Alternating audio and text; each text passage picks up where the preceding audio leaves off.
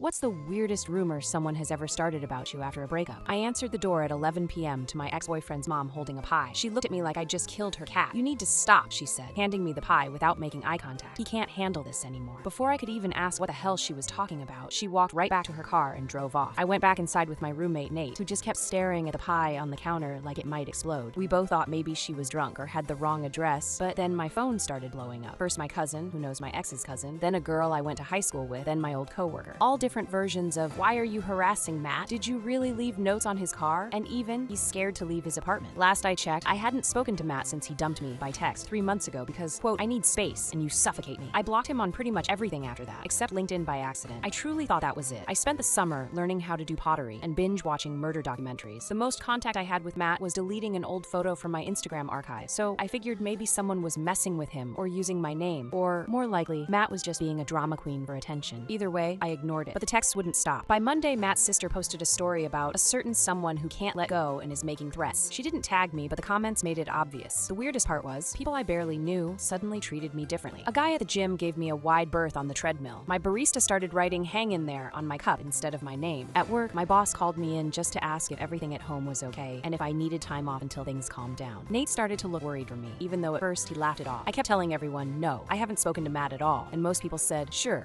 or "You probably don't realize you're doing it." Apparently, while I was at pottery class or sitting in my living room watching true crime, I was also supposedly driving by Matt's place, sending him cryptic emails, and even, my favorite, standing in the rain by his mailbox like a tragic figure from a romance movie. I finally called Matt to try and clear things up, straight to voicemail. Then he texted me, "Leave me alone. This is harassment." I sent back, "I haven't done any of these things. Please stop telling people I have." Then this dude David, who I'd met through Matt but barely knew, DMs me on Instagram. "I thought you should know. Matt's been telling everyone you're stalking him, but I see you at the library almost every other evening. Don't you go to that class Tuesdays?" "Yes, David, I do." "He literally brags about how he made you look psychotic so he doesn't have to explain the breakup to anyone," David adds. "He says if anyone asks, just tell them you're afraid for your safety and they'll stop questioning it." It hit me all at once. Matt wasn't just making up stories. He was covering his own ass by making me sound crazy. That way no one would notice he'd cheated on me with some girl from his improv group. Once that story came out, people in our circle started realizing Matt's been full of crap. I stopped getting weird looks at the gym. My barista went back to writing my name. And Matt, last I heard, he's telling people his new girlfriend is obsessed with her ex. Like and subscribe for more stories.